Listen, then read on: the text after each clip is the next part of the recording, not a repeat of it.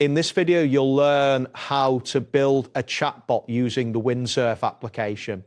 By following this guide, you will be able to create a functional chatbot app with ease. Begin by launching the Windsurf application on your device.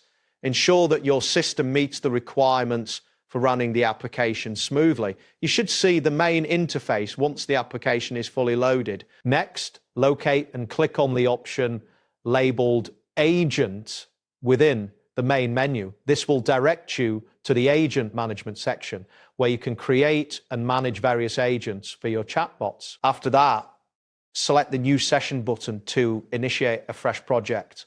This action will open a new workspace, allowing you to start building your chatbot without any previous configurations interfering. Once this appears, you will see a cascade code interface. This code editor is where you will input the necessary commands and parameters to define your chatbot's functionality. Now, type in the command, create a chatbot app into the code editor.